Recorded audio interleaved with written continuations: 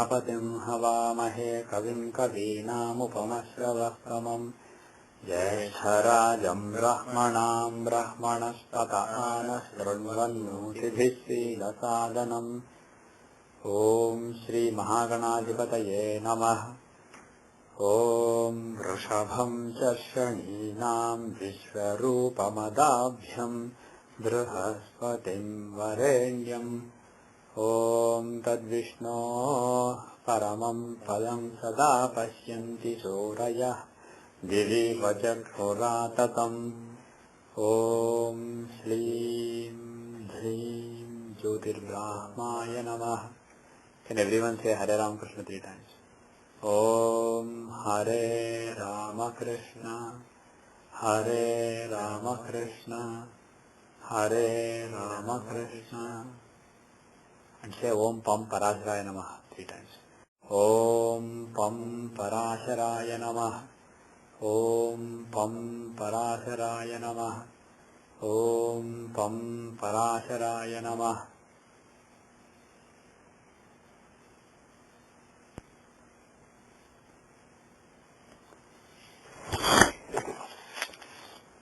So we are in chapter 33, verse 32. Swamsya tritiyage pape jatah shorah pratapavaन् tasmin shubhagrahe jatah kataro natra samsayah. Swamsya tritiyage pape. Swamsya from the Karakamsha, tritiyage in the third house, pape, a male fig. The words Shubha and Papa are used for functional benefic and functional malefic, as a natural benefic and natural malefic. So it is a functional malefic. If a functional malefic is in the third house from the Karakamsa, then Jataha, a person born like that, Shuraha Pratapavan, means he is bold. Shuraha means one who has bravery. Pratapavan also basically means the same thing. So basically one who is brave, bold, engaged in brave acts. Such a person will be born. Tasmin shubhagrahe jatah kataro natra samsayah. Whereas, if there is a benefic planet there, in that house, the third house from the Karakamsa, then kataraha natra samsayah. Natra samsayah means there is no doubt here. Na atra samsayah. Kataraha means one who is not very, covered. One who is not so bold, one who is timid.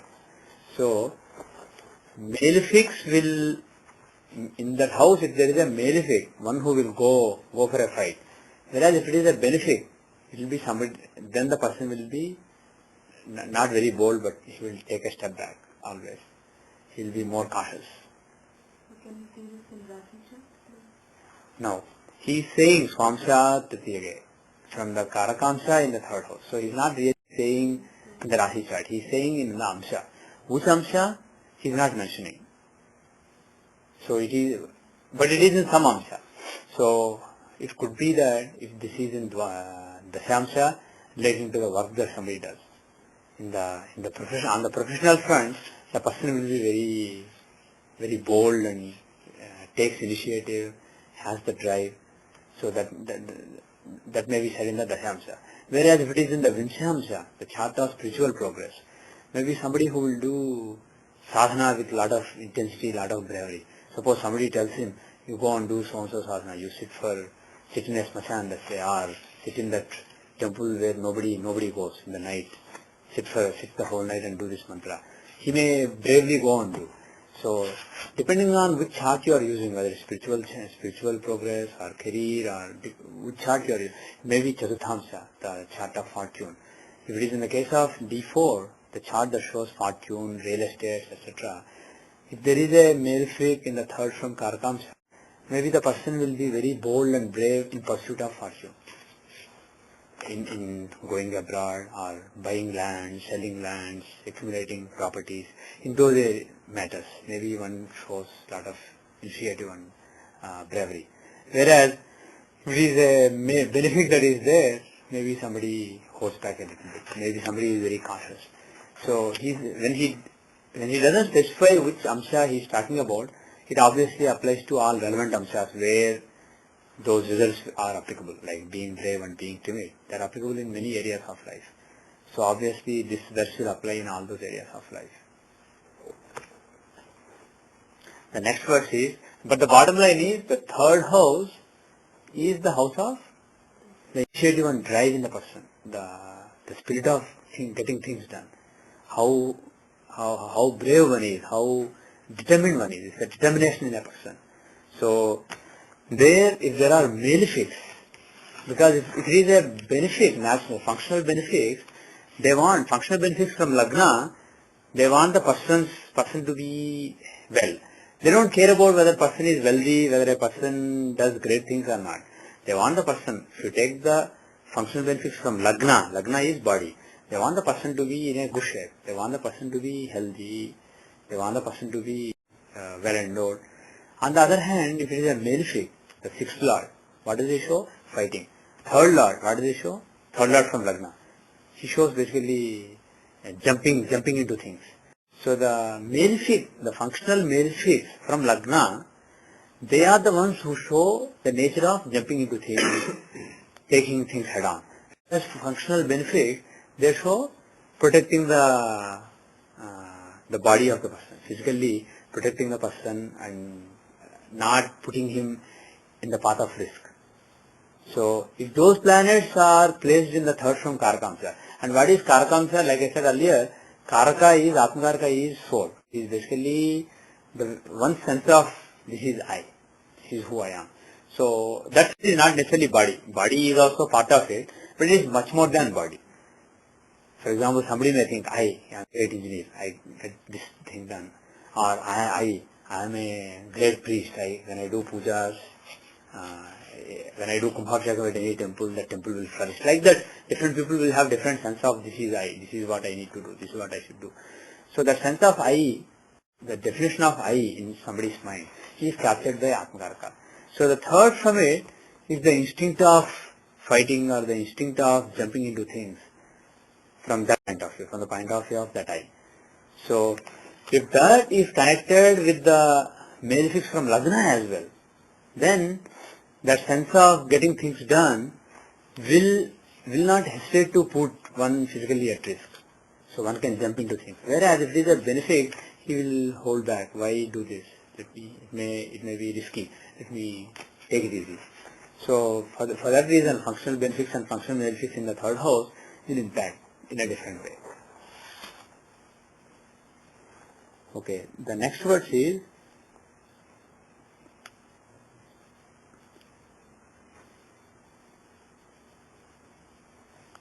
actually just as an example, I was just thinking about my chart. In my D20, the chart of spiritual progress, my Atmakaraka moon is in Cancer. And the third from there is Virgo. It contains debilitated Venus and Sun and Mars. Debilitated Sun, Mars and Venus. And if you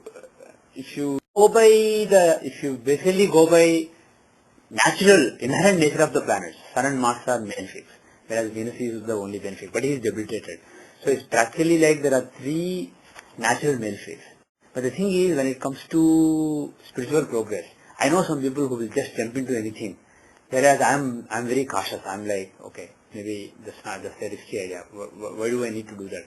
Let me do, for example, Satyanarayana Puja, well I can do. Homam, are we sure this is the right approach? Let me study a little bit, and then I'm basically more cautious.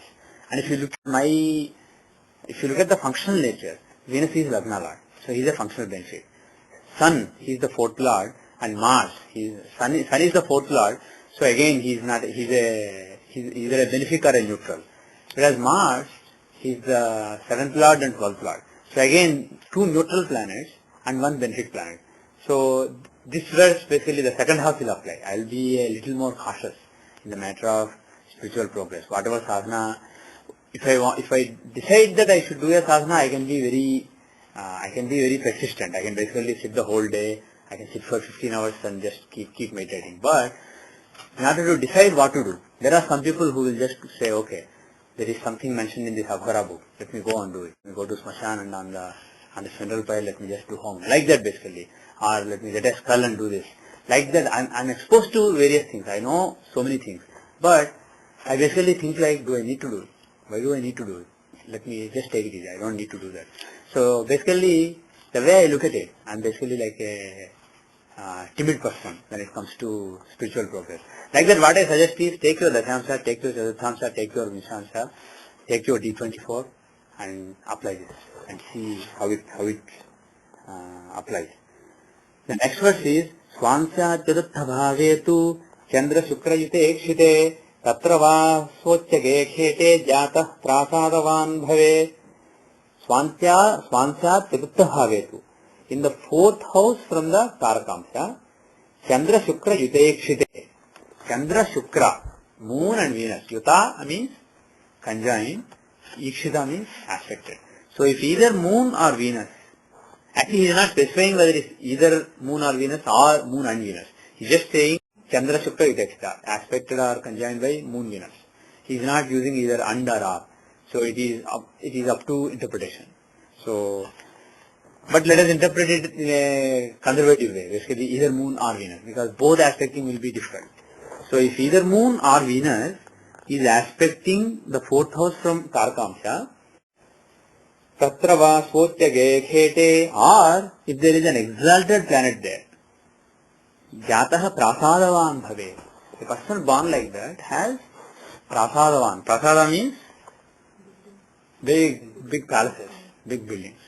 So a person with either Moon or Venus aspecting the fourth from Karakamsha or an exalted planet in the fourth from Karakamsha, he will have big houses. Now, which divisional chart probably this applies to? D4. D4 is the chart of your house, your properties, your real estate, your fortune, where you reside and all those things. So D4 is the chart where you should see this. See where the Atmagarga is in D4, take the fourth house from there and see if there is an exalted planet or debilitated planet or if somebody is aspecting it. And why is this the case? Well, Moon and Venus, they show, pardon me? They are the karakas of happiness and blessings in this matter and mind being happy. They are also the karakas of bountifulness in the matter of fortune. Especially Moon and Venus being together is a nice Dhana Yoga. It gives riches. So those planets aspecting the fourth from Karakamsha, it is good for being blessed with a lot of houses. But the thing is, actually, this is not. You can't say just because the fourth from Karakamsha has aspect or conjunction from those planets that somebody will have houses. What it means is, does Karakamsha show what you have? No, it's basically, it's your definition of who you are. It's the way you look at yourself. This is your sense of, this is I. So whatever sense of I you have in your mind, that is enriched by strong fourth house. So what it means is the properties of the person are a part of one's definition of this is who I am. And they are a very important part of one's sense of this is who I am. So somebody with this combination, somebody without this combination also may have lot of houses, lot of palaces. But they may just be there, he may not care about it. But a person with this combination, he will look at himself as, oh, I have this nice palace. He is proud of that palace or he is attached to that palace. His sense of I has that palace as a part of it, contains that palace as a part of it. So that defines his definition of I. So he is very attached to it. He or she not only has a big house, but he is very pleased about it. He is very proud about it. The next verse is Shani Rahu Yute Tasmin Jatasya Cha Shilagruham Aishtikam Kojake Tubdham Guruna Daravam Gruham. Shani Rahu Yute Tasmin. If Saturn and Rahu are there means either occupying or aspecting the fourth house from Karakamsha. If for Moon and Venus, it is Shani or Rahu. Then Tasmin Jatasya, then for the native, Shila Gruham means, Shila means stone, a house made of stones. What it basically means is a house that is okay. It's not really a great house. Maybe a mud house or a hut or something like that. So it's basically not a great house, a very average or below average house given by Saturn and Rahu. Of course, if both Saturn is aspecting and let's say Venus is also aspecting, then it may be a combination. Depends on who has a stronger aspect, who's dominating. So you may have to balance. But assuming that only Saturn or only Rahu is aspecting the fourth house or conjoining the fourth house from Karakamsa, then he will have a very moderate or average house. Aishtika Ketu. If it is Mars and Ketu, it will be a house made of bricks. If it is Mars and Ketu, it is a house made of bricks basically. Aishtikam, Ishta means one that has been burnt. Like it comes from the same dhatu yaj, which gives the word yajna. So from that, if you have done basically yaj plus ta, like Ganita means having gone like that basically. That way, Ishta is derived from the dhatu yaj. So that means having burnt. That is what it means. So Aishtikam means one which has been created by burning. So bricks, for example, you take the sand or whatever, clay, and then you burn it and you get the bricks, right? So a material which has been derived by burning. Because Mars and Ketu will show burning, fire, that kind of thing. This is why Mars and Rahu, they represent that kind of materials which are derived through engineering. It can also mean burning, literally taking, he is talking about material gotten by burning, and you said brick. But bottom line is, Mars and Ketu are they show fire, and fire is not just physical fire, it is transformation, engineering. Mars and Ketu are the planets of engineering also.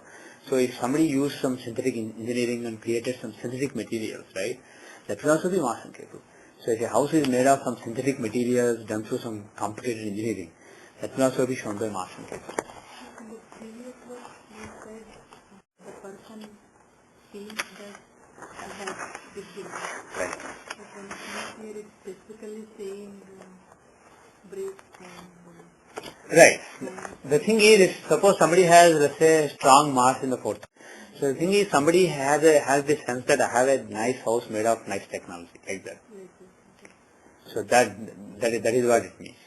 All high-tech buildings. Huh? All high-tech buildings. Yeah, it could be high-tech. It could be some special glass that was basically derived through some special process, some special looking glass. It can be so many materials. But Mars and Ketu will show something derived from high engineering. Saturn and Rahu will show something very ordinary. Moon and Venus will show something very sophisticated and luxurious. Of course, something sophisticated, something with high-tech can also be sophisticated and luxurious. So they can be Mars and Venus together. So all these different permutations and combinations are possible. But in general, Mars and Ketu represent high-tech, something cutting edge. Saturn and Rahu will represent something very normal, routine. And Moon and Venus will represent something, beautiful. yeah, something luxurious. And Guruna Daravam Gruham. If it is Jupiter, Daravam Gruham means made with Daru. Daru means wood. So a house made of wood. So what does that mean? Of course, most houses in this country are made of wood. So don't think that everybody there has Jupiter in the fourth house from Karakamsa. That is not the case. Bottom line is, that is why you have to take it, understand why that result is being given, and then adapt it based on the Desikal Patra. You can't just take it literally. So why Jupiter is showing Daru, wood? Jupiter will show something that's natural, something that's coming from nature, without much modification or without much technology, something simple, something natural. So, for example, if you take old day rishis, the ashramas of rishis, their hermitages were made with not only wood, but all these leaves, all the palm leaves, coconut leaves, etc. Right? So that kind of very simple thing. So what Jupiter shows here is not necessarily wood. It is, if you take wood and do all kind of processing, seasoning of it, do weather resistance, then put all the sidings, do all the stuff that they do to wood here, is probably shown more by Mars and Ketu, or in some high-end houses probably by Moon and Venus rather than by Jupiter. So what he means, Parasara means by Jupiter gives wood-based houses is, natural and simple. Making something with wood is simple. It is close to nature and it is not complicated. So simple kind of living, simple abodes made close to nature will be shown by Jupiter. Similarly, if somebody has a green, using some green technology, that will also be shown by Jupiter. Is it having anything to do with being Lord of Nindrasi? Not necessarily, but Jupiter is a sattvic planet and he is a Desic planet. Having a association with an environment, right? Like if it is Virgo, it's going to be with plants and gardens. Mm-hmm. Is this to do with forests? Pisces is not forest. Pisces is not. Pisces is not forest. Pisces, if at all, is water, big bodies of water, like ocean, big, really big water bodies. So that is what Pisces shows. But the thing is, Pisces is also the sign of rishis. It is a sign of wisdom. It is a sign of contentment. 12th house, right? 12th house is contentment. So Pisces is, Jupiter owns Pisces and also he is the owner of Sagittarius, Dharma. So righteousness and also contentment. Those are the qualities given by Jupiter. He is the teacher of gods. So he is very sattvic. He is the most sattvic of all planets. And he represents wisdom. So for all those reasons, he, instead of using a lot of sophisticated technology and changing nature, he basically represents blending in with nature and living a very simple and natural life. So for that reason, the house given by Jupiter is something that is green, something that is nature friendly, something that is simple, something uncomplicated.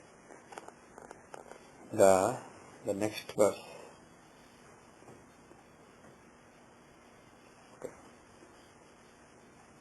तार्णदुरविना प्रोक्तं जातस्य भवनं द्विज चन्द्रे त्वनावृते देशे पत्नी योगः प्रजायते. Okay. तार्णतु Ravina प्रोक्तं जातस्य भवनं द्विज. Ravina means with Rahu, sorry, with Sun. If Sun is the planet, Proktam, then the result said is Tarnatu, means a house made of grass.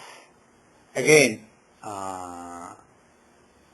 just like with the wood, when you say a house made with grass, again you are talking grass, leaves, etc. You are talking about something very natural. Just like Jupiter, who shows dharma and contentment, Sun is also the planet of dharma, and he. Moreover, Sun is the giver of life in this universe. Sun is the giver of life, Aditya. So, if Sun is the planet influencing, again that will show something natural, something simple, and also something environment friendly. So, by grass, don't assume that house will be made with grass, because it's very difficult to make a house with grass. If you, in the old days, maybe you could just take some bush grass, really big grass, and take some leaves and make a parnasala with it. But nowadays, you can't really make a house just with grass. But the bottom line is, again, something very simple and something green. So, the green technologies, etc. that we talk about today, that will basically apply here. And then, Chandre Tvanavrute Deshe Patni Yoga Prajayate. Now earlier he said moon or Venus will give a luxurious house. Now he is giving one more possibility. Bottom line is he is giving some possibilities. There are several other possibilities. To understand the nature of each planet, there are so many other possibilities. It doesn't have to be just one. Whatever was mentioned is one possibility. So he is giving another possibility, the other extreme for moon, so that you start thinking about what other results could be given by different planets. So Chandrayetu Anavrute Deshe Pati Yoga Prajayate. He lives with his wife in an anavrita pradesha, means open space. So if it is moon, the residence of the person will be an open space. That means not made of wood or grass or leaves or bricks or nothing basically. There's no, he just lives in nature, in an open space. So that is the result given by moon. Why moon? Why can moon show open space?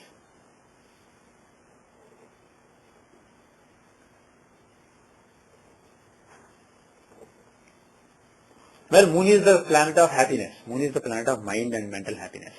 So, if the fourth house has a link with moon, the person is happy with what he has. That is possible, like in the very first line, that is possible if somebody has a very luxurious house. Luxurious house hopefully will make you happy. But on the other extreme, somebody can be happy with whatever he has. Even if he is living in the street, suppose he is living happily. It is possible. It is possible for somebody to be living in the open, living on the street and still be happy. Like some yogis or sannyasis used to do. So, what he is saying here is, the point is not that he lives in open space. The point is, even in open space, he will be happy. So, bottom line is, if moon, a benefit moon, a strong moon, not an afflicted moon. If a strong moon is associated with the fourth from Karakamsha, the person will be happy. The person will be, he will not have complaints. It is possible for somebody to be living in a $2 million house and still be complaining, oh, my swimming pool is not, the temperature is not working correctly, like that. There will be some complaint. Or maybe that room is not comfortable, I don't like the color, I don't like the orientation. Somebody can be always unhappy, irrespective of what one has.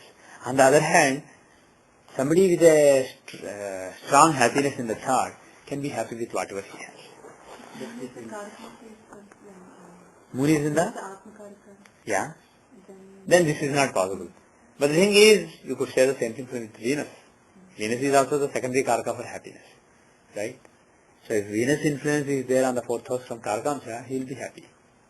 Moreover, he didn't only say drishti, he said, occupancy. He said yuta, ikshita. So conjoining or aspecting. So even if moon, let's say moon is the Atmakaraka, then the fourth from moon will be aspected by moon, 75% aspect. So in addition there is also Venus influence that can basically lock things in. But then it also depends on how strong that moon is. Is he afflicted? Is he with Rahu? Or is he alone? Is he debilitated? Is he exalted? Where is he? And from Lagna, what is the house he owns? Is he a functional benefic or a functional malefic? So depending on all those factors, there will be modifications. But in general, moon and Venus are the karakas of happiness and contentment and peace. But in the two previous verses with, not the previous ones with Jupiter and Sun, yeah, we were talking about the environment or the material with which the house is made or kind of house. Yeah. Whereas here we are referring to kind of the person's happiness rather than the environment again. So even there, basically, even here we talked about the other things also. Apart from happiness, we said if moon is there, the person, the first line, which we did before you came in, says he will have a luxurious house. So the thing is, if he is there, it is possible that he will have a luxurious house. Similarly, if Jupiter is there, we said he has a very simple house, right? Now again, he may not have a simple house. Let's say, with Jupiter in the fourth from Karakamsha, he may have a luxurious house. But the thing is, in his mind, he doesn't care. For him, being a big, let's say, a 3,000 square feet house or being in a small room may make no difference. Basically, when you are looking at the fourth house from Karakamsha, you are talking about the attitude of the person. You are not talking about the actual things on the ground. Even though they may correspond also sometimes. You are talking about the attitude of the person. So, if Jupiter is in the fourth from Karakamsha, the attitude of the person is that of somebody who just has simple living. He doesn't expect his house to be luxurious or big or use some high technology. He doesn't care. He is happy. So the thing is, such a person is likely to have a house made of simple material. So he is referring to, in this case, maybe he would be happy even if he has a house with wood. Right. But even if he has some other house, he is basically thinking in those terms. He thinks in terms of being responsible to the world, and then he doesn't really have expectations or needs. His needs are simple. If it's Jupiter or Sun, his needs are simple. What does he exactly mean by in this particular statement? He said he lives with his wife. Yeah. And in an open place. Open place would indicate contentment. And right. How does the wife factor pull in? The thing is, if somebody, let's say somebody is a sannyasi, right? Being in an open space is easy. You just sleep on the street and that's it. But the thing is, if you have a family, you have children, you have wife, etc., then there is a more compelling reason to actually have a setup. You can't really say, okay, this park is mine, I'll live on this park bench. You can't do that. So even then, this person may actually, somebody with a strong moon there, may be living in an open space. So what it means is, even when it is challenging to do so, he will still find a way to be happy. He's very easy to make happy, even in challenging situations. The next verse is, Panchame kujarahubham kshayarogasya sambhavah ratrinathena drustabhyam nischayena prajayate. Panchame kujarahubhyam. If in the fifth house from Karakamsha, Mars and Rahu are there, Kshayarogasya sambhavah, then the person will have Kshayarogam. What is Kshayarogam? Tuberculosis, TB. The person will have TB if Mars and Rahu are in the fifth house from Karakamsha. Ratrinathena drustabhyam nischayena prajate. Ratrinathena drustabhyam.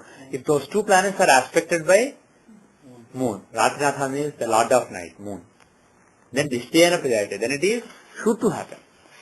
So he is saying Mars and Rahu in the fifth from Karakamsha shows disease, especially a disease like TB.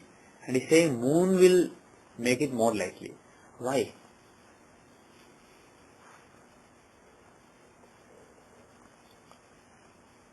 Why is that the case? Don't we see disease from sixth house? Why is he saying fifth house?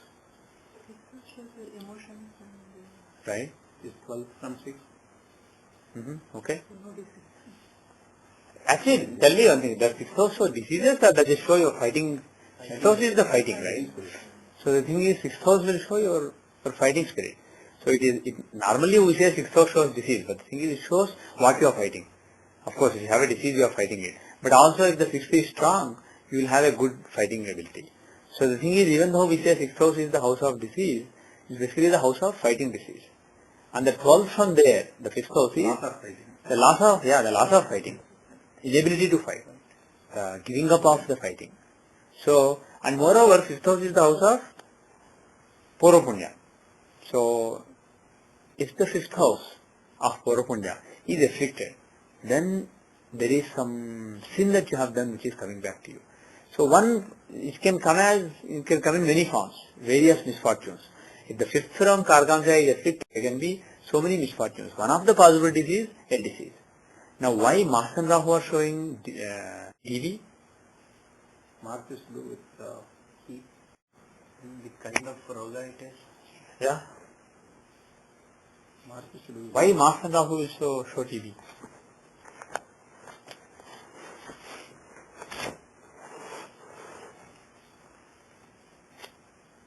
Not exactly Shaya disease of what nature?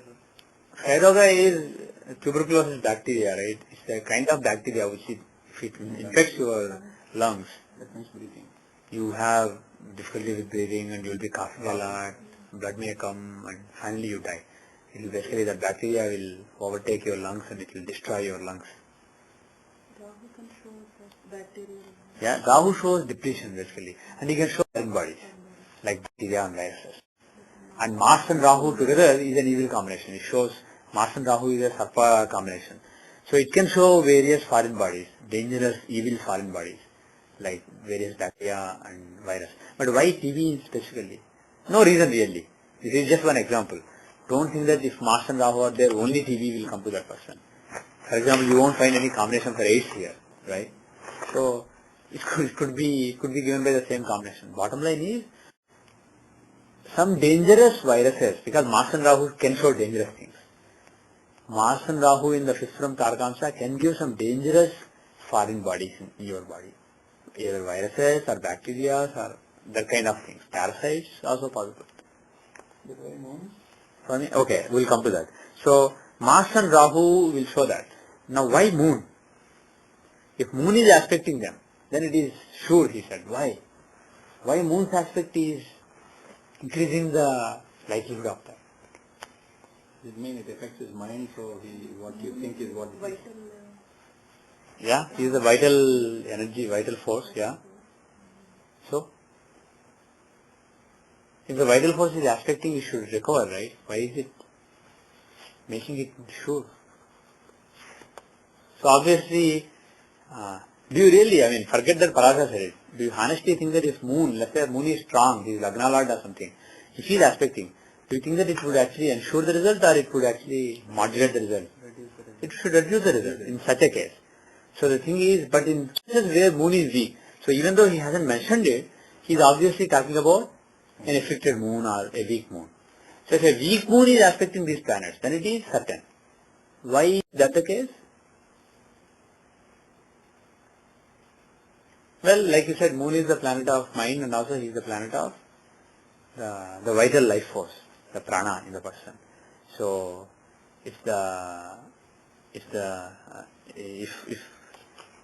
weak moon is also associated with this combination of Mars and Rahu, it will basically show that there is the life force in the person is weak, the prana in the person is weak, and that is basically adding to the bad Purapunya. Because it is happening from Karakamsa. So Yeah. the person doesn't have the fighting spirit to fight with the disease. It's not really, it may not really happen. Right. Fighting, the planets are in the 12th house from the house of fighting. So he will be giving up the fight. Right. And the moon basically, moon who shows mind, he is also aspecting toward them. So the thing is, mind is also his internally at the level of soul, because that is Karakamsa. The level of soul, the fighting spirit is not there. Let's give up, attitude is there. And the mind is also, moon, the mind, is also going with that. So the person will not fight that strong. Suppose if you see it in Ramakrishna Paramahamsa chart, Yeah. so You can take him as an example and see what is there, because he had a cancer and he did not even fight it. He let it consume him. But the thing is, in this case, the interesting thing is, if he didn't have cancer, for all you know, Ramakrishna mission wouldn't have come, because he had so many of these Sishyas. Vivekananda would come now and then, he will go, then Brahmananda will come. Brahmananda stayed for a while, but several other Sishyas, they were coming and going. They weren't really staying with him for an extended period. So when he had cancer, for a year and a half or a couple of years, all these people, Vivekananda, Brahmananda, Premananda, Yogananda, Shivananda, they all came to him. They basically stayed with him, they took care of him, and they used to meditate in the night. They would put a huge fire, they would sit around it, they will meditate the whole night and sleep at 5 o'clock in the morning, and then get up at 11 o'clock and then take care of Ramakrishna whole afternoon, and again the night do meditation. Like that, the camaraderie was built, and they did a lot of sadhana under his direct supervision. So they all progressed in those couple of years. All of them made a lot of progress, and the camaraderie was created in them. And that was the result. Later, after he left, some of them decided to go back to regular lives, get married, live the way their parents wanted. But the camaraderie that was built earlier and Vivekananda's leadership, that basically made sure that they were all together and they overcame all the thoughts of going back to regular lives. And that is how they started that mission, Ramakrishna Math. Even though it started in a very humble way, it touched the lives of so many people later. So in the case of Ramakrishna, in the case of saints like Ramakrishna, who are fully realized and yet go through the cycle of life, in their case, it's just a play, it's just a game basically. Whatever happens is a play. Whether it seems good or bad on the onset, it is basically a game. But still it may be visible in the chart, so it will be interesting to see. But which chart should you see? D30. D30 is the chart of evil that happened to you and the suffering that you have to go through. So see it in the D30. Okay. Kuchadrushtau tu janatasya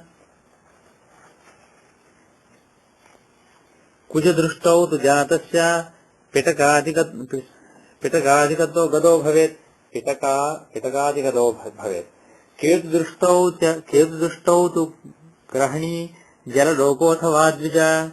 Okay. Now he is talking about, earlier he said moon's aspect. Now he is talking about Mars aspect, Ketu's aspect, etc. So obviously the earlier words which said Kujrahu Bhyam, it would have meant either Mars or Rahu, or it would have meant both Mars and Rahu. Right? So here, by specifically saying Mars is aspecting, if Mars and Rahu are there, how can Mars aspect it again? Right? Aspecting the fifth house. Aspecting the fifth house. So basically what he said is Mars and Rahu in the fifth house from Karakamsa. Now, Moon aspecting, then this is the result. If Mars aspecting, this is the result. If Ketu is aspecting, this is the result. Like that he is basically saying. So that is possible only if the previous line was not both, but or. Right? So, so the thing is either Mars or Rahu. Either of them. Either of the male fixed planet being in the fifth from Karakamsa is enough to give some problem, some suffering. And if it is Moon, then this particular disease, whatever we said, is definite. Now, he is saying, if Mars, Kujrastau Jatasya Petagati Gadabhave. Okay. So he has, if Mars is aspecting the fifth from Karakamsa, then the problem is not necessarily from the foreign bodies, like the TV, etc., but the problem will be big boils, that kind of diseases. Basically, diseases associated with lot of heat in the body. Just as Mars-Rahu combination will show viruses, bacteria, etc., Rahu alone can also show it. But Mars alone is unlikely to show viruses, bacteria, etc. Ketu can show, Rahu can show, Mars-Ketu can show, Mars-Rahu can show. Saturn-Rahu can show, Saturn-Ketu can show. But if it is Mars alone, let us say, then the problem will be boils, etc. Ketu Dushtautu Grahani Jalarogothvat. If it is Ketu who is there, then the problem will be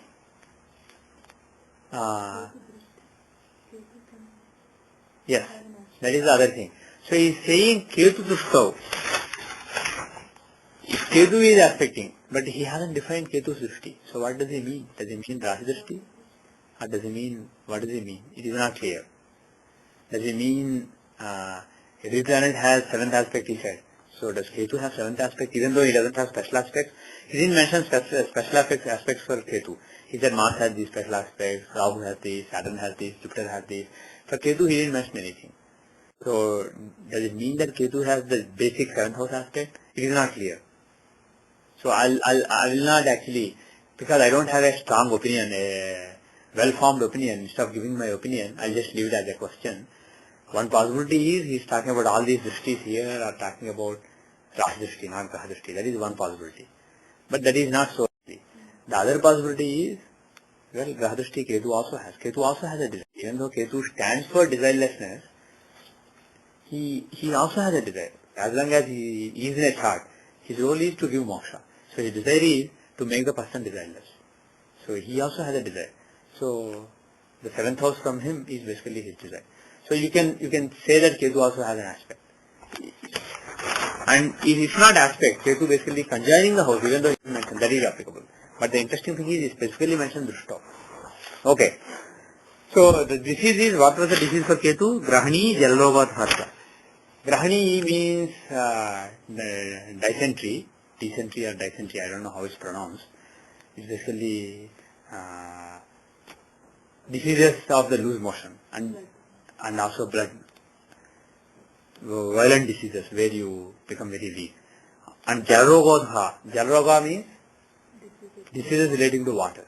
For example, diseases relating to water can be interpreted as things like edema, where you have accumulated water in the body. But Ketu giving those diseases makes no sense. Ketu is not the planet of water. Ketu is the planet of small bodies, foreign bodies, etc. And fire, things relating to fire, burning things, acute suffering. That is what Ketu stands for. Water is shown by Moon, Venus, these planets. Or even you can say Jupiter, the Kapha planet can show that. So not Ketu. So when he says Jalaroga, I wouldn't interpret it as edema and that kind of water diseases. What I interpret it as water-borne diseases like cholera. Cholera is, pardon? Diseases from impure water. Getting bacteria or virus or amoebas, etc. from the water that you drink, from the impure water that you drink. So again, just like Rahu shows tuberculosis earlier, things like AIDS, TB, all these bacteria related, virus bacteria related things, here also you are talking about small bodies, foreign bodies which come into your body through water and infect you. So Ketu will show that kind of diseases. Does it have any link with co-loading the Jalrasi? Owning the Jalrasi? Yeah, maybe. And that's a very good point. So maybe That's a very good point. His point is it because Ketu co-owns the sign of Scorpio, which is a Jalrasi, and also it is one of the most evil signs in the chart. But in general, apart from it, Rahu and Ketu show foreign bodies. I mean, they show going abroad from your point of view. They also show things that are coming from outside and entering your body, parasites, amoeba, bacteria, virus, that kind of thing, fungus. Now, Sarahu Gulike Tatra Bhayam Shudra Vishodbhavam Budhe Paramahamsasya Lagudiva Prajayate. Okay. Sarahu Gulike Tatra. If Rahu or Gulika are there in that house, then Bhayam Kshudra Vishodbhayam. Bhayam Kshudra Vishodbhayam.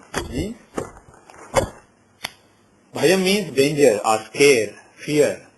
Udbhavam means caused by. By what? Kshudra Visha. Kshudra means evil procedures, like for example, Abhichara. Like in Telugu we say Chatabadi, right? The black magic, that kind of things. So dangers from either black magic or that kind of things are Visha. Visha means poison. And it can be dangerous poisons, or it can just be food poisoning also. Some kind of undesirable thing getting into your body, undesirable substance getting into your body. And it's not necessarily poison. Suppose, let's say, somebody takes, I know somebody, he had an aneurysm. His father had an aneurysm. Aneurysm is the blood vessel, the wall is thin and it basically blows up like this. The blood vessel will be like this, but in a small area it will be blown. And then the wall is so thin, when the pressure is too high, it can burst and then blood can leak. So blood leaked in the brain, his father died immediately. Even before you take to hospital, if blood is leaking in the brain, you will basically die. So his father died of aneurysm. He was very depressed. He was very attached to his father.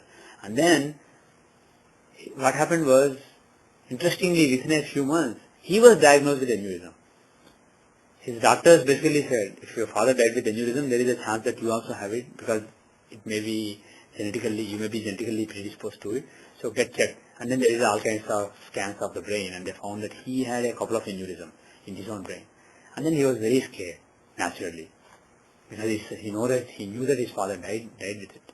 And if it bursts, that's it. It will just happen. So he was very sad, very unhappy. And then that led to depression, some kind of depression. And then he went to doctors, and the way I look at it, the Western medicine has no idea about how mind works, the psychology of the mind. They are not good at treating psychological problems. They just make a mess of it. There are so many medicines, but the side effects are actually more terrible than the actual problem itself. So these people are good at looking at the body as a machine and then breaking parts and fixing parts. When a particular part has a specific problem that you can diagnose well, they are fixing it. They are good at fixing the machine. But when it comes to things like mind, they have no clue. So what they did is they put him on some they said you have clinical depression. Your depression is very strong, so it's classified as clinical depression. And they put him on some medicines, and those medicines made him very frustrated. The thing is, like I said earlier, typically depression is a Vata condition. Typically.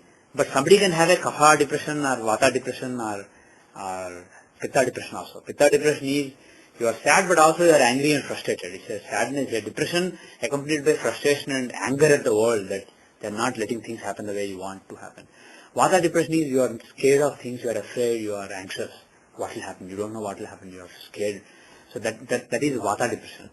Vata is basically age. So depression accompanied by age. The other one is depression accompanied by fire, the Pitta depression, where you are frustrated and you are depressed. And Kapha depression, you are basically lazy. You don't feel like doing anything and you are depressed. So there can be depression in all the three kinds of people, unfortunately. But typically depression is a Vata condition. So what happens is when you do control studies with a group of people, suppose it is very likely that if you are getting a set of people who have depression, they are likely to be Vata people. So when you do a control study, you are effectively studying on Vata people. So, if you give a medicine which will increase the Pitta, it may seem like it's curing the depression in them. So, when you release it in the general world, if some people who have a Pitta depression, they take it, they are already angry, frustrated. It makes them more angry, more frustrated. So it can make them suicidal. It may make them so violent that they can actually go and kill somebody or kill themselves. So that is why you see so many antidepressant medicines recalled in the last 3-4 years, where they said these are actually increasing suicidal tendencies in some people. Some people are actually killing themselves. They are depressed, somebody gives them medicine, instead of curing their depression, it's making them suicidal and they are killing themselves. So that happened a lot in the last 3-4 years. And that makes sense Ayurvedically. So the bottom line is, these people are just groping in the dark when it comes to depression. So this person was put on drugs, and then the way I look at it, they are just poison. The drugs that they are putting him on, they are highly, they are basically very, very artificial substances. They messed up his mind, he was becoming very angry, his depression wasn't being helped, his digestion was messed up, his whole body, he was so uncomfortable with what was happening with his body. Then basically after going through this for 4-5 months, he was basically somebody known to my wife, so he came to me. Though I don't give Ayurvedic medicines to anybody, this person said, I basically whatever you give, please give me something, please help me. So this was the first person that I had Ayurvedic. I gave him some, I made a Ayurvedic medicine, and he basically took the medicine. After 4 months, basically he was now back to normal, his problems went away. So the thing is, one of the things I gave him was basically detoxification. The way I look at it, because of 5 months of antidepressant drugs, his body was drugged. His body had so much poison in it. So I had to detoxify his body before he could be cured of the problem.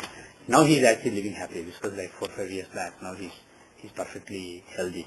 So the thing is, what I wanted to say is, when you say poison, don't just think of it as things that are labeled as poison, like cyanide or something, or snake poison.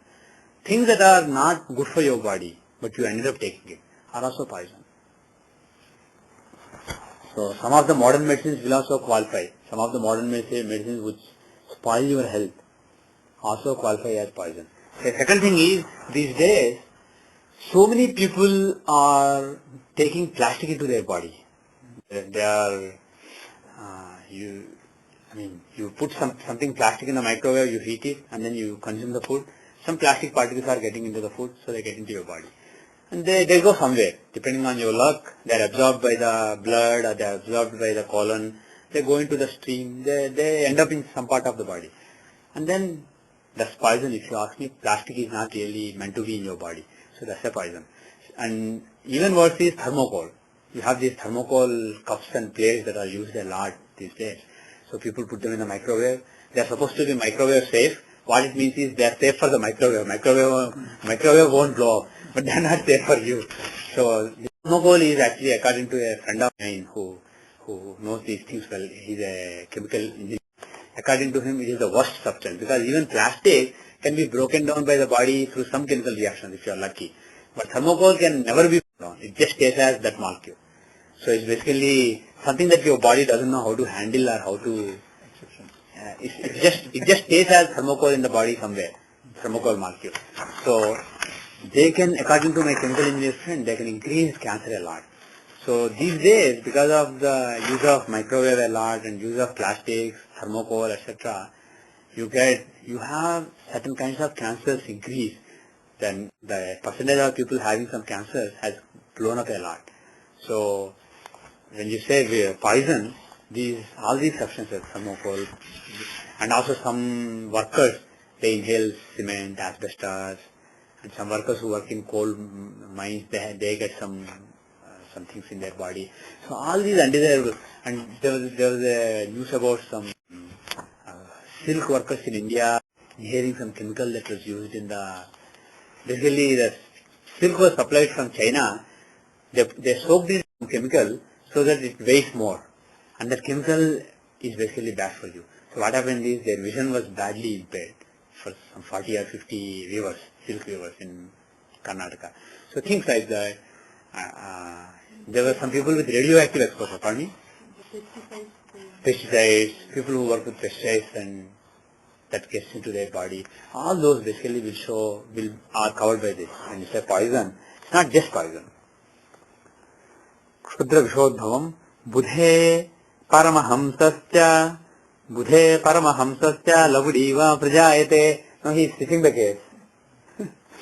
Until now, from the fifth house from Karakamsha, he is giving all kinds of problems. Because fifth house is the house of Purvapundya. But the thing is, the house of Purvapundya is not necessarily the house of not fighting your problems and then suffering. It is also the house of having a blessing as a result of Purvapundya. So, you don't have to fight something because you have a blessing. The fifth house, like I said, is the 12th house of loss from the 6th house of fighting. So, you don't fight because maybe you have a blessing, not because you have a problem and you can't fight. So, the house of Purvapundya also shows some blessings as a result of previous life. Instead of some suffering as a result of not having enough punya or having sin. So, on the negative side, fifth house shows sins and suffering for it. On the positive side, it can also show blessing. So, he is saying, Budhe Paramahamsasya Lagudiva Prajayate. If Mercury is there, Paramahamsa means, what is Paramahamsa? Paramahamsa literally means, Hamsa is the mystical being. Literally it means swan, but basically it's the mystical being which can separate milk and water. If you combine milk and water, it can separate the milk and water. So Paramahamsas are people who can change somebody. This is not just a saint. You can say sadhu for saint, you can say yogi. There are so many words. Paramahamsa is, there are different classifications in the scriptures.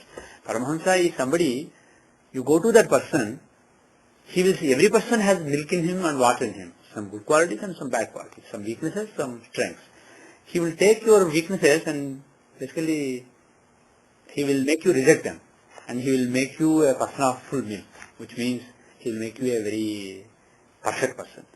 So, Ramakrishna, for example, when Vivekananda went to him, he had some good qualities. He was a smart person, very intelligent person, very rational person, very truthful person. He never spoke lie.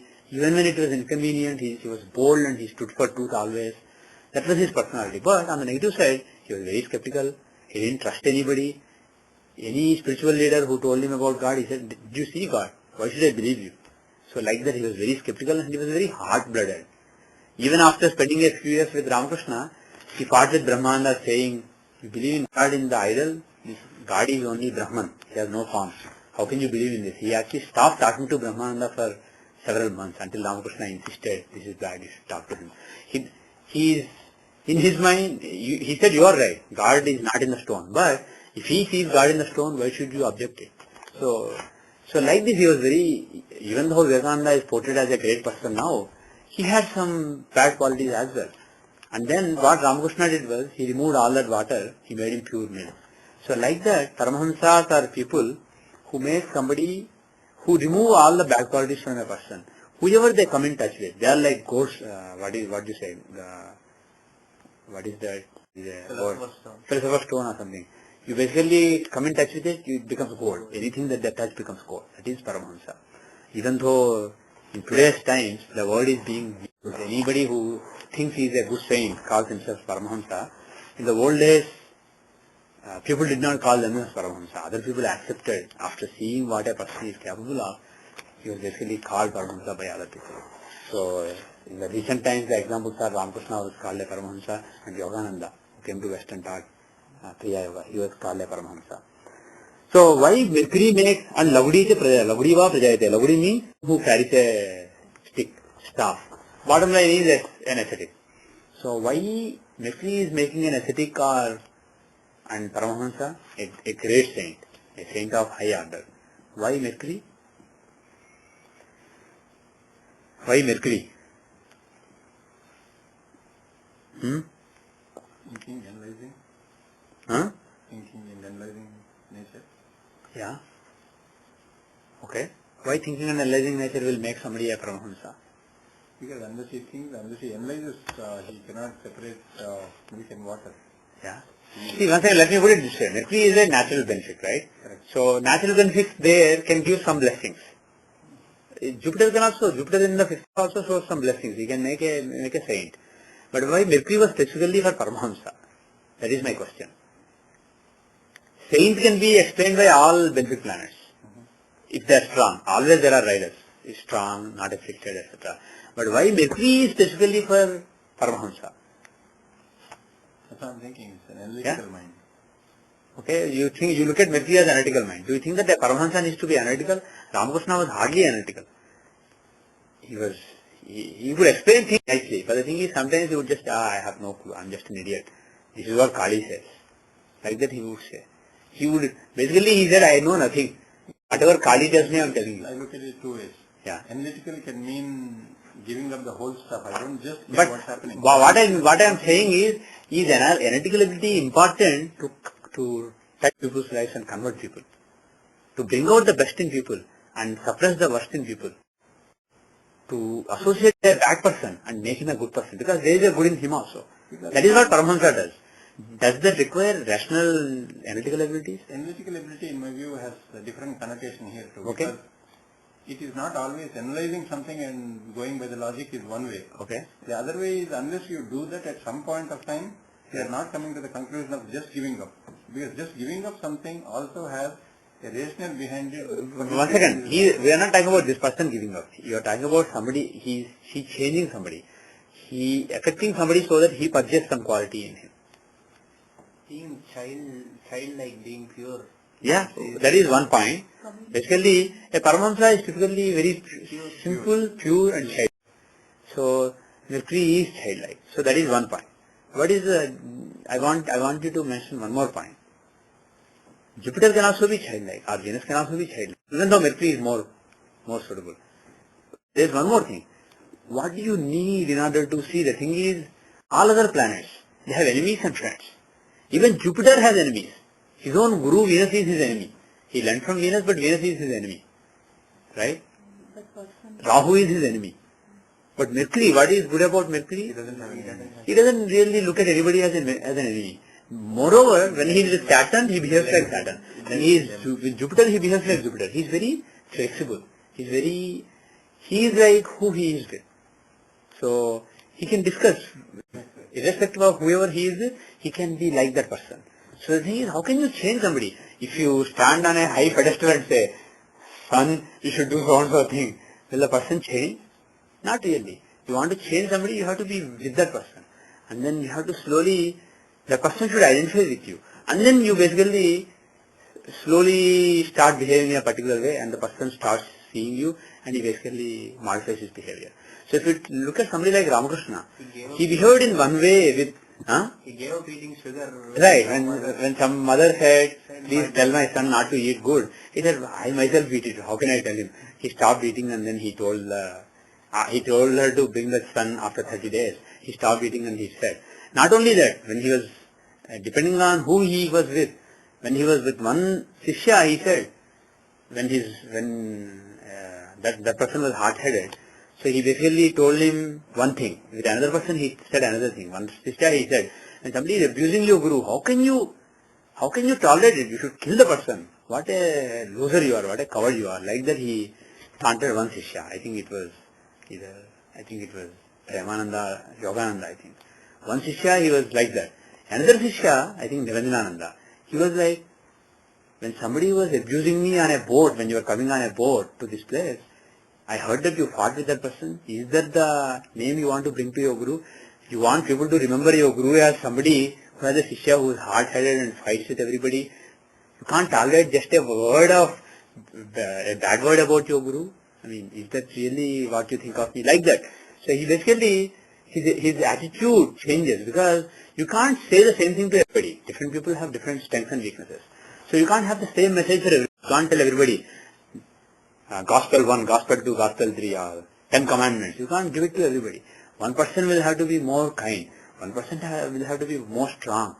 So, Mercury can show that. Mercury can show somebody who adopts based on who he is associating with, and who doesn't differentiate between people, who will be nice with everybody, but in the right way. So that is why Mercury can show a Paramahamsa, whereas a saint can be shown by anybody. A Siddha, probably shown by Venus, Ketu, etc. Like that, there are different classes of beings, Siddhas, Paramahamsas. All of them are good, but they are good in their own way, different ways. Rabau Khaggadharo Jataha Kuje Kuntai Dhi Bhavet. Rabau Khaggadharo Jataha means, actually we will continue in the next class. 38 is where we are. So from 39 we will continue tomorrow. So remember in the next class. So we are at 38, remember that. So it told me to stop stuff also, right?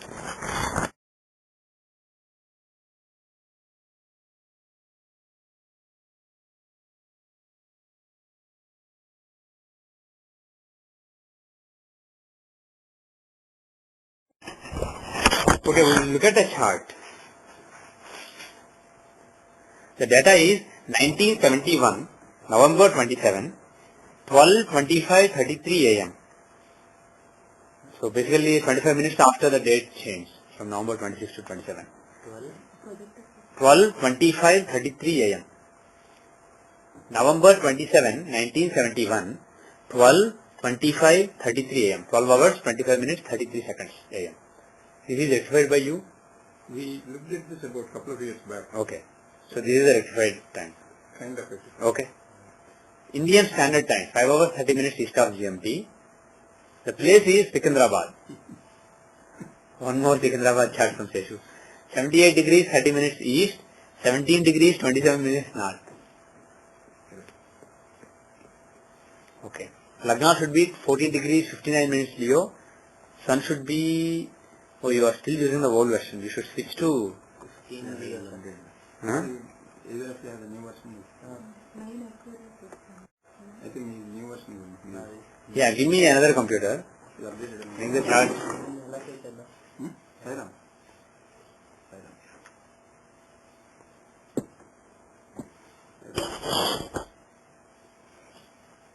Yeah, update here now. Yeah, you should update to 7.4 and Major versions, major release into. Major release changes into.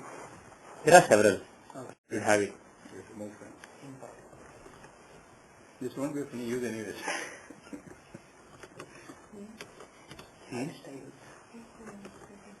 10.3 something.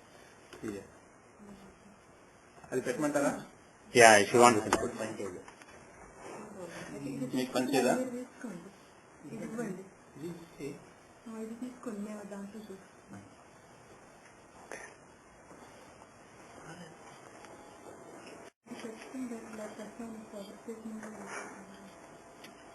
అది కట్టినారా? ఆపారా? Sorry, data don't. Okay, we are going to look at a chart. The data is 1971, November 27, 12:25:33 a.m. Indian Standard Time, 5 hours 30 minutes east of GMT. The place is Sikandrabad. 78 degrees 30 minutes east, 17 degrees 27 minutes north. The Lagna should be 15 degrees Leo and Moon should be at 24 degrees 31 minutes Aquarius. Okay. So, Seshu Garu, so what are we seeing? We want to look at the profession, career and money. Profession, career and money. Correct. Profession, career and money. And Okay. the thing is, he's a CPA. He's a CPA. Do you have the chart not saved? You should save notes. Okay. He's a CPA. He's a CPA. He is a CPA and he's in business for the last 10 years. Okay. He split from his partner about 3 months back. So he's in business for last 10 years as a CPA. He split from his partner when? About 3 months back. 3 months back. Okay. In January. February, January. This February, January, he split from his partner. Partner of several years. Partner of several years. Okay. Classmate and... Classmate and okay. Okay. Fine. So he was partnering with his classmate and he split now. Okay. And now he has taken up a full-time position as CFO in a mining company. So now he is working as a CFO full-time in a mining company. Okay. So we want to look at his... So the outlook for the next few years, how things are, because he made a big change, how the time is going to be. Professor career. Okay, how his money will be. Big stakes at it. Okay. First of all, let us verify the data. Apparently, we saw this chart a few years back and this was a rectified time. So, we'll assume that this time is right, but we want to just see actually the Lagna is barely crossing 15 degrees. So, probably we wanted the Dashamsa to be a particular sign. Basically, we wanted it to be the 6th sign in Leo. So, from Sagittarius, we changed to Capricorn probably. That is why the time is up to seconds basically. We rectified that it has to be that or later. Probably the given time was 12:25 or something. So we'll see. First look at the Dashamsha. So if you look at the Dashamsha, let's look at the all divisional longitudes also to judge the bhavas. Okay. So does the fact that he is a CPA, does it make sense with this chart? First, it has to make sense with the Dashamsha, right? Does it make sense to you? CA or CA in India. Pardon me? Basically in India. In India, so CA. The CPA. work is the same, right? Yeah. So does it make sense? Does it make sense to you? Could he be a CPA with this chart?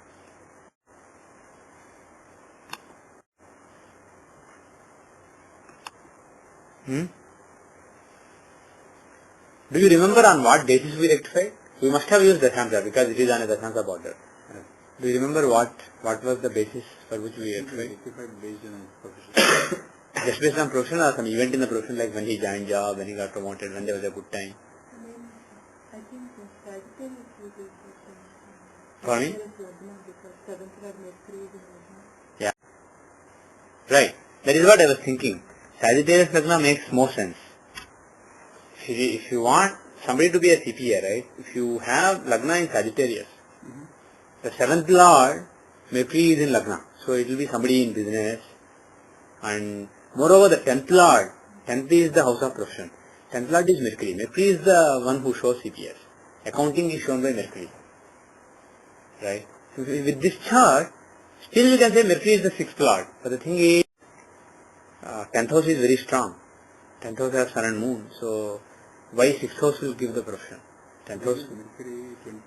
So what I am wondering is, did we actually, what was the original time given?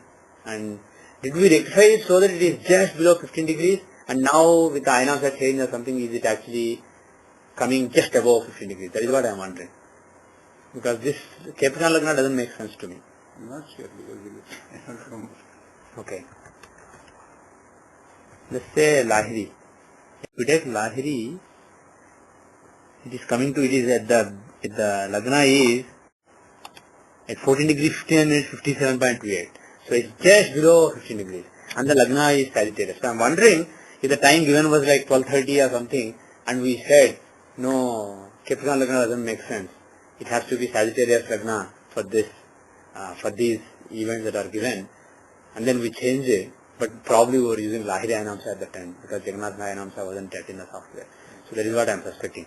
So what I will do is, I will go back to Jagannatha Ayanamsa, which is what we use now, and I will change it. Change it to the previous sign. Okay? By what factor is it changing the time?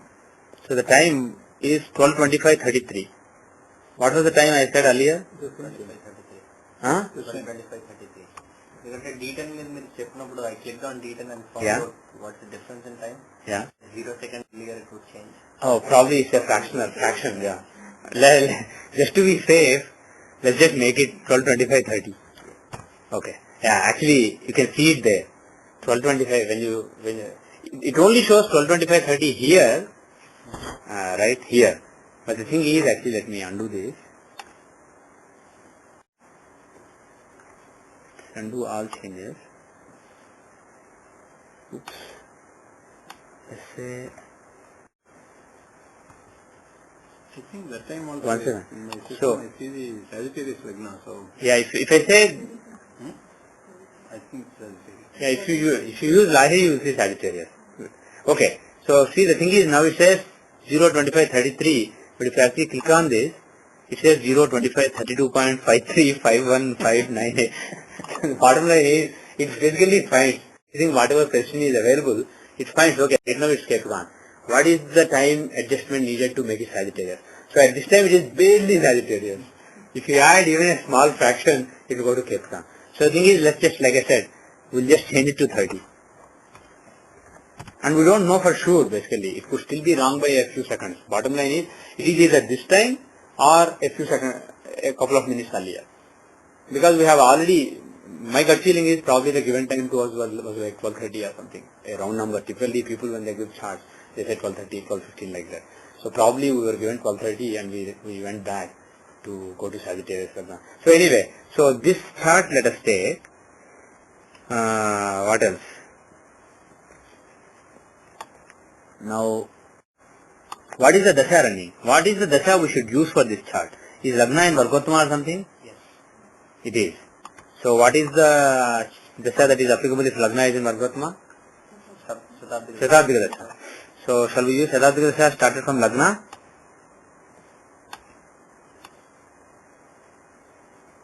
We'll use Shatabdika dasha started from Lagna, and we'll also cross check with the Vimshoti dasha just for cross verification. So we'll use two dashas. So based on the Shatabdika dasha started from Lagna, he was running Mars dasha from 1989 to 2009, and now he started Saturn dasha. So Mars dasha was over, and he's starting Saturn. He started Saturn dasha in the middle of last year, and then soon later, within 6 months, he's making a huge change in his career. Now, let us see how things are. Now let us look at the divisional longitudes.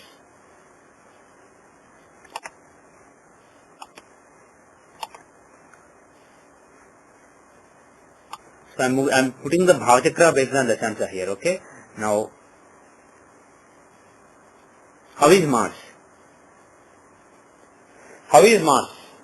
See, if you use signs as houses, you will think that Mars is in the 8th house, right? So Sagittarius is ascendant. Counting from here, 1, 2, 3, 4, 5, 6, 7, 8. 8 is here. So it seems like Mars is in the 8th house. But if you actually take the longitude into consideration, if you look at the Bhavachakra, where is Mars? 7th house. He is actually in the 7th house. So Mars is in the 7th house. Right? Now, which is he a benefic or a malefic for this Lagna? He is a functional benefic because Lagna is here. He is the 5th lord of Purvanya. So he is a functional benefic. He is the lord of Purvanya. He is a functional benefic. So he should do good to the career. And he is in the 7th house of business. So he doesn't give service for somebody else, but he gives a partnership. 7th house is relationships, partnerships, business, etc. So he was in the business. He was in business with a partner, and he was doing that work. So, and why is CA? Well, Mercury is very strong. Mercury is the 7th lord. He is in Lagna. He is also 10th lord. So he shows business as well as the overall work. So because of a strong Mercury, he is a chartered accountant. Moreover, that Mercury is in Sagittarius, a Jupiterian sign. And Jupiterian signs show finance world. So not only is the planet Mercury, because Mercury can show accounting, also mathematics. He can be a mathematics teacher or something. But because of the Jupiterian influence and a strong second house, etc., he was in. It's in the 12th house now, sir. Pardon me? Right. It may be in the 12th house, but he is in Sagittarius. He is in Jupiter's sign. So house may be 12, but he is in the sign of Jupiter. So it can be Jupiter's signs can show law, teaching, or finance world. So he was in the finance world, and he was a accountant given by Mercury. And because the Mars Dasha was running, it was a good period, and he was in a business. He was in a partnership. Okay? So he was in Manakar, not. Pardon me? Yes. So were there problems in his Yes, Mars is in Manakargasthana. But if started, they went very well for about no, 6 years. 1 second. If he is in Manakargasthana, what does it mean? His lordship is The lordship will suffer a little bit. But the house why Manakargasthana are defined like that? A planet has a particular house as Manakargasthana if the planet is so attached to that particular house that it takes care of where he is and forgets the signs owned by it. For example, in the case of Mars, 7th house is the house of business. So if you put Mars is the planet of business, planet of enterprise. So if you put him in the house of enterprise, he will basically dedicate himself to it. He will forget his other responsibilities. His other responsibility here is owned in the 5th house. So the 5th house may suffer. But as far as 7th house is concerned, he will basically give excellent results. So this is a very good period for business. But the only thing is he is debilitated. And he is afflicted by Ketu. Is Ketu's affliction strong? Will you see the debilitation when he is in Pardon me? Bhavachakra or in the natal Dashansha? Natal Dashansha. Natal Dashansha. Bhavachakra, in Bhavachakra he is not in Gemini. It seems like he is in Gemini. It's just a representation so that you know which house he is in. Counting is easy. That's it. It's just an artificial chart. He is in Cancer period. He is not in Gemini. He is. You look at the actual Dashamsha to see debilitation and exaltation.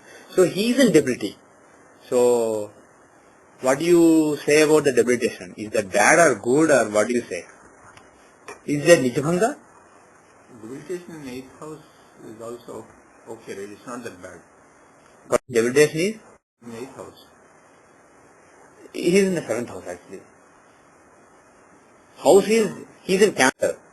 Cancer, but in... And he is debilitated. And he is in the 7th house. So debilitation, what does debilitation show? Doesn't want to be there. Yeah. Right. not happy for that. It can also show, debilitation can show material attitude, whereas exaltation can show idealistic attitude. So maybe more down to earth, pragmatic attitude. Oh, this is not right, I know, but we need to do this in order to, I know that this is not the right thing to do, I'm not happy doing it, but this is what it takes to get things done. So I will do it. That attitude is shown by debilitated. I mean, like I said in the beginning, exalted planets are like happy people, excited people. And Being at a party, you said. right. And debilitated planets are like people who are not happy, who are unhappy, pissed off. But there is a different take on that. Somebody, if you know that you don't like doing a particular trick, it's the wrong thing to do. You are not happy, but you have to do it to get things done. Then suppose you go through it, you just do it. The thing is, you did it, but you are not very excited about it. So that can also be shown by debilitated planets. That is why we say several times, exalted planet will show idealism, whereas debilitated planets will show pragmatism. So, Mars is debilitated, it can show some pragmatic attitude, making some compromises. Basically, if he is exalted, you will say he is somebody who will not give a bribe or who will not do wrong things, etc. But here, maybe he will actively bribe, he will show wrong things in the books, he will cook the books, that kind of things he is capable of doing with a debilitated Mars. Hard work also. It can also show hard work. Somebody who He is actually very hard worker. yes, it can. Debilitated planets can show extremely hardworking people. Whereas for exalted planets, they can show things coming easily. You don't need to work hard. But with debilitated planets, you have to work hard. So that is also another possibility. Retrograde planets, right? Now, yes. Now, is there Nijabhanga? He is with Chandra, yes. For me? Chandra too, but it's in the 9th house. 10th house. Moon is at 24 13. Aquarius. Yeah. So D3 is Mona. See, from Lagna, both Jupiter and Moon are in Chandra. Right? From Lagna, if you look at the Bhava Chakra, Jupiter is in 1st house, Moon is in 10th house. So the planet who is exalted in that sign is Jupiter. And the owner of the sign is Moon. Both are in Chandra. So he does have Nijabhanga. So that is good. Nijabhanga, male fixed planet is a Raj Yoga.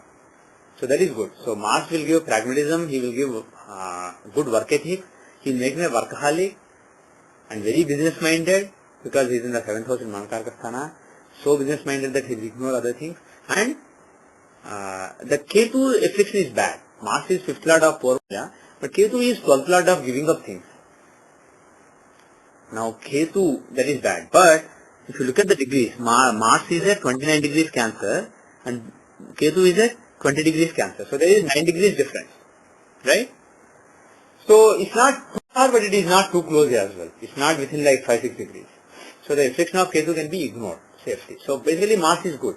So the dasha that has gone by is good for his business and that makes excellent sense. Now how is the current dasha of Saturn? Where is Saturn? Why did the break happen? For me? Who gave the break Which break? from his business? Saturn. Saturn dasha started. See, Saturn dasha started in June 2009. Correct. 6 months after he gave the break. Yeah. Probably it was in the, once that started, I mean, this is plus or minus 1 month. This is not necessarily accurate. So around July or so, he basically really kicked in the dasha. So his mind was, Mars influence on his mind slowly receded and Saturn's influence increased. And then slowly, when the right transit came and the right Prachanda dasha came, maybe he started thinking about this. Because if he did it in January, it was in his mind for a few months. He wouldn't just suddenly think and then decide. So probably it was happening for a few months.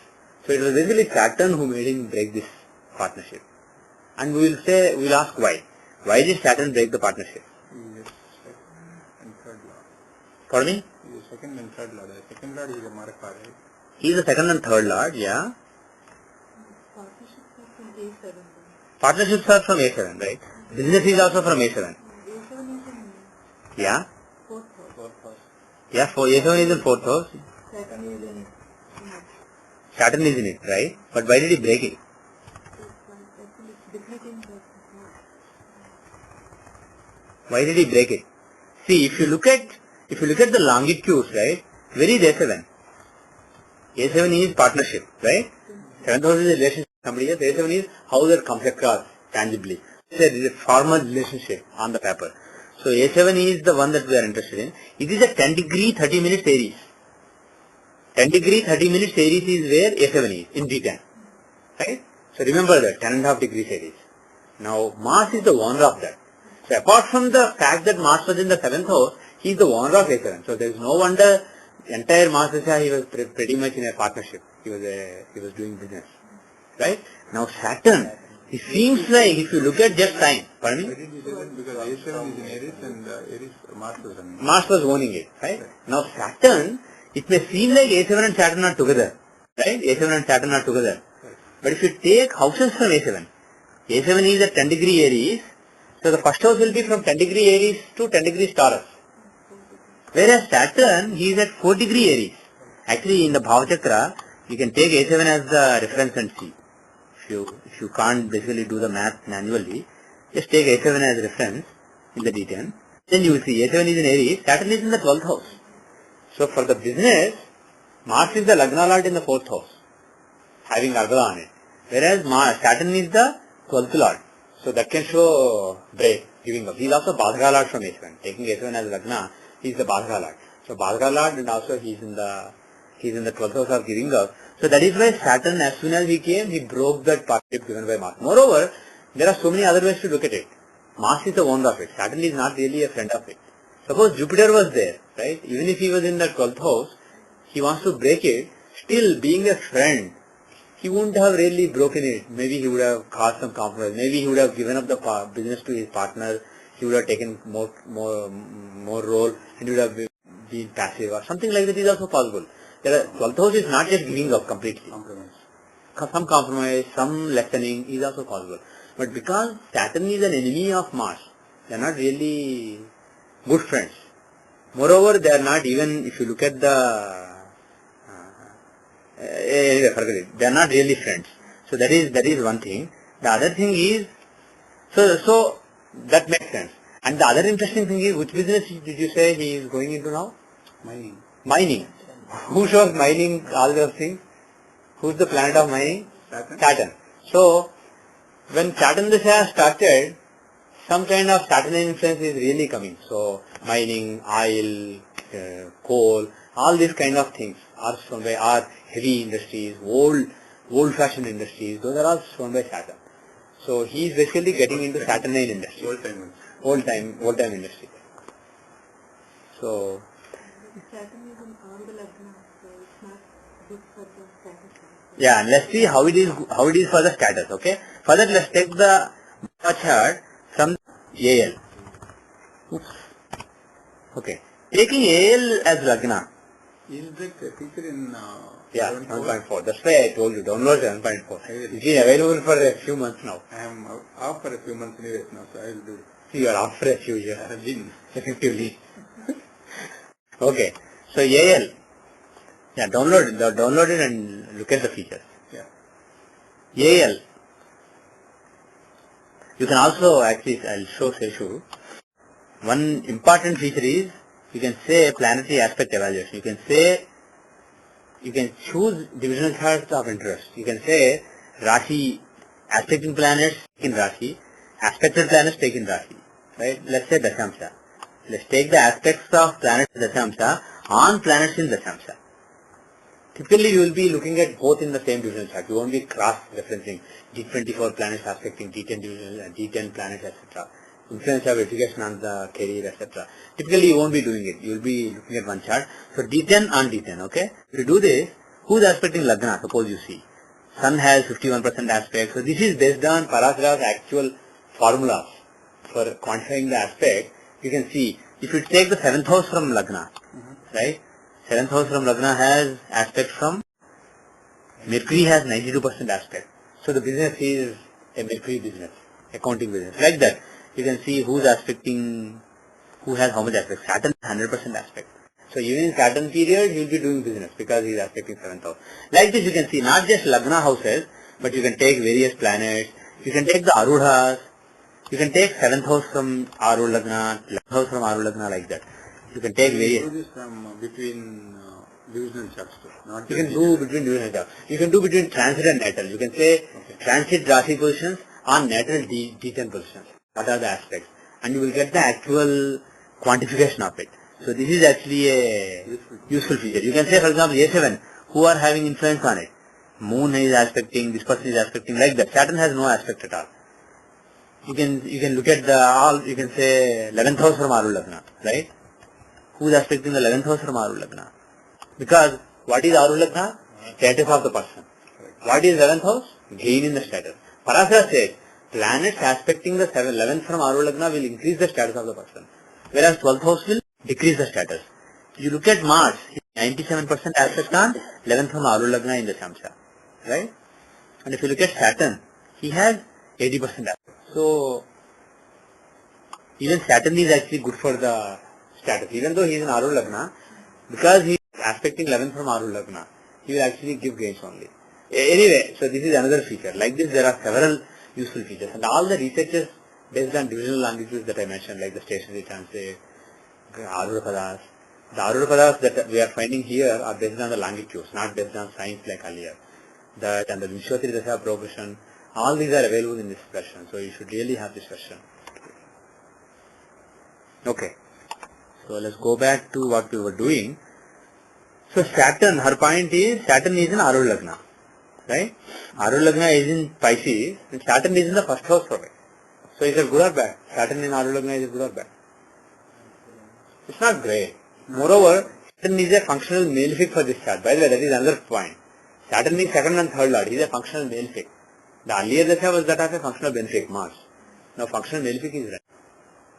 So that itself is not good. And now a functional malefic in the Aru Lagna, what does it mean? He will give some lowering of the status.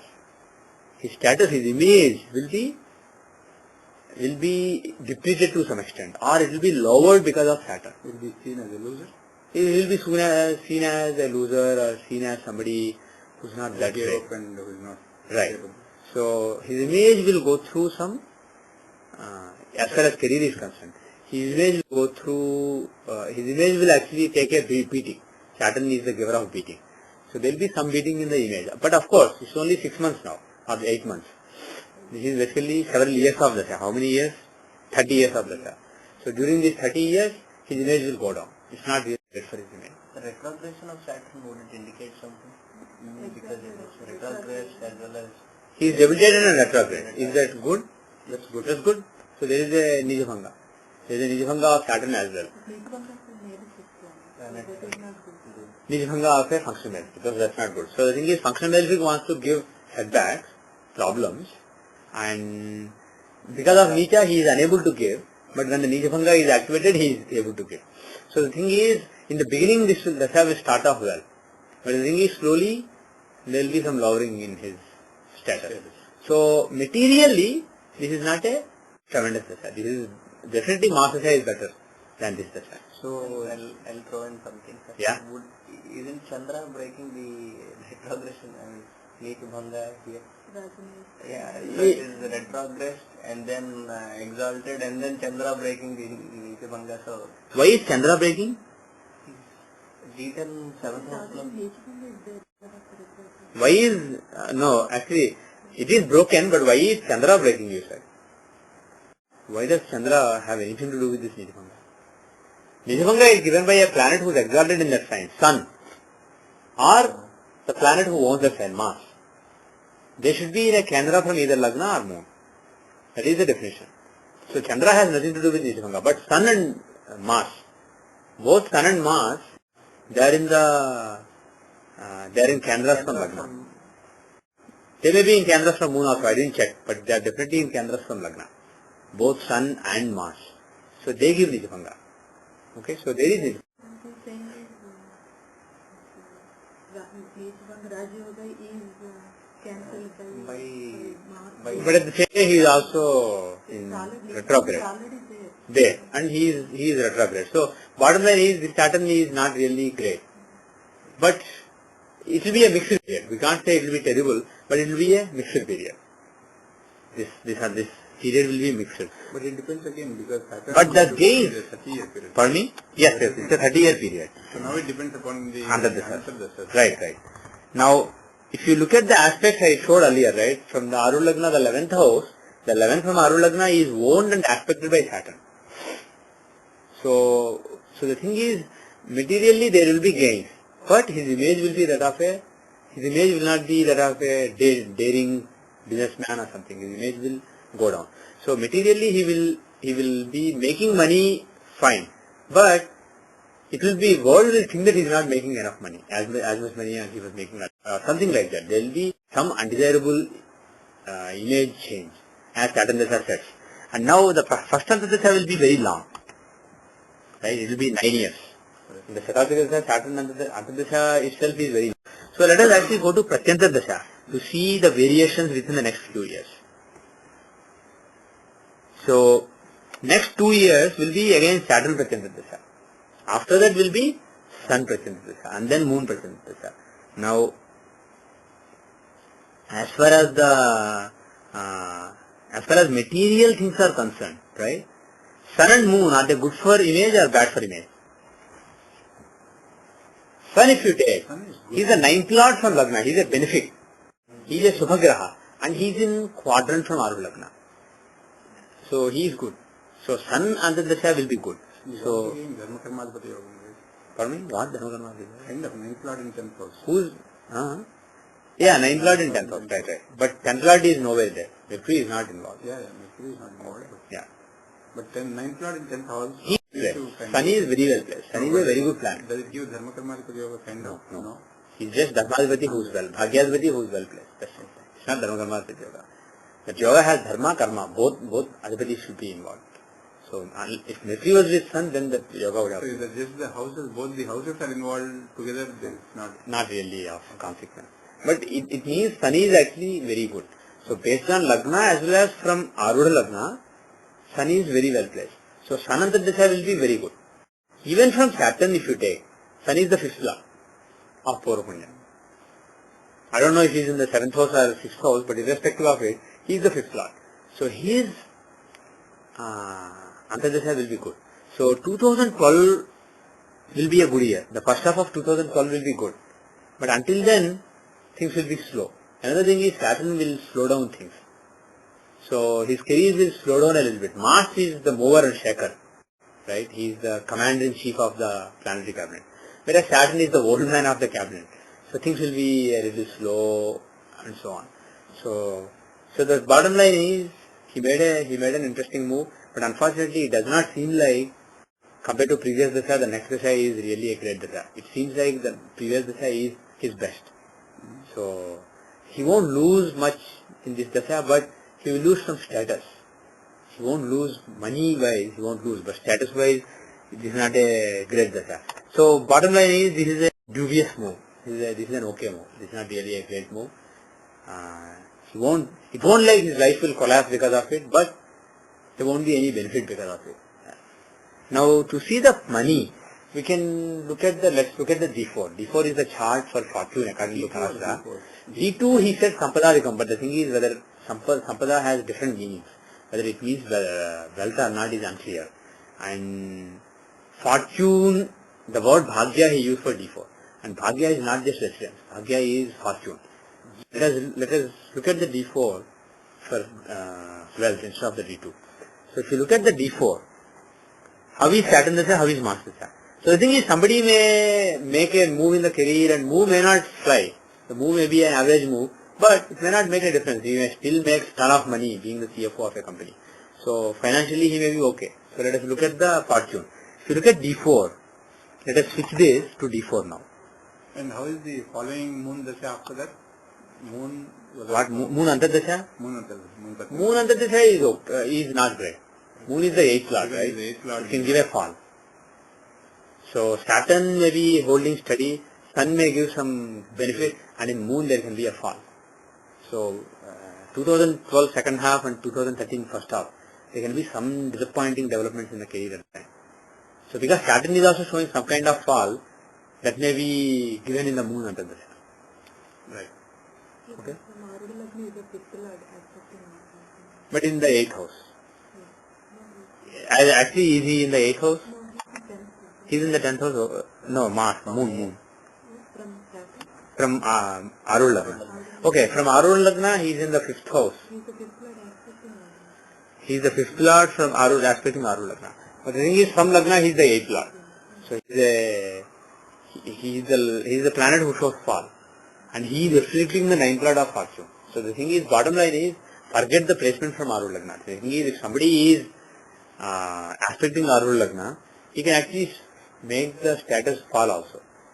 So what his nature is from Lagna is important. You can't ignore it. So from Lagna, moon is the 8th lord reflecting 9th lord. So showing loss of fortune. Fall in the position.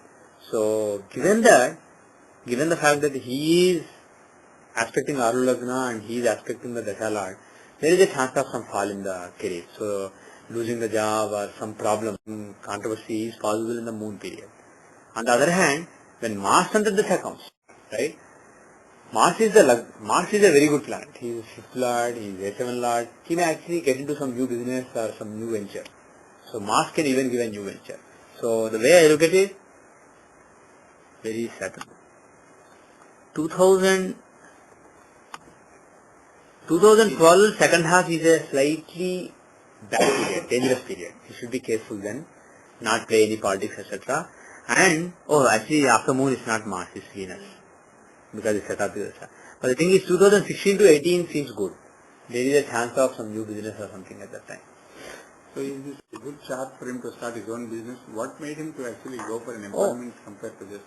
He was in employment? No, this is more like an employment. You are a chef or whatever. You are choosing an employment somewhere. Right? No. Correct. No. But the thing is, earlier, see, 7th lord is in Lagna, Mars is in 7th house, A7 lord in 7th house, and Mars, Karaka of enterprise. This is a pakka enterprising chart. He was an entrepreneur until now. But why now he came, we'll answer that. Now, the thing is, if you look from Lagna, let's change this. From Lagna,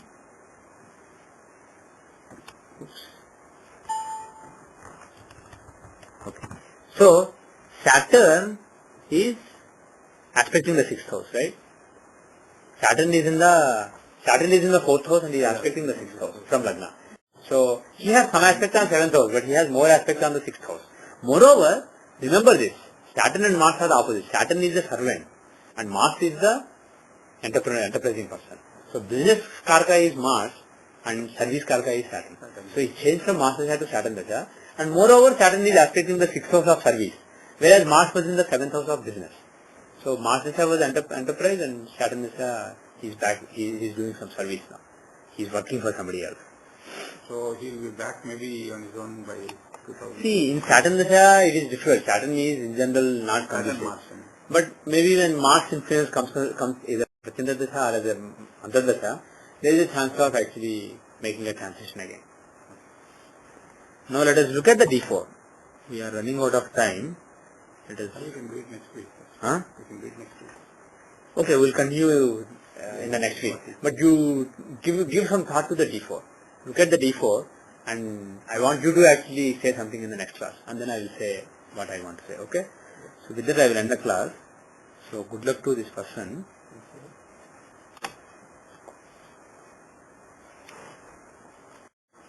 Om Sarvam Shri Krishnarpanamastu Loka Samasta Sukhino Bhavantu Sarve Dharmika Jana Sukhino Bhavantu Yavat Bhumandale Sanatana Dharmo Vardhatu Visheshatah Bharatakhande Om Shanti Shanti Shanti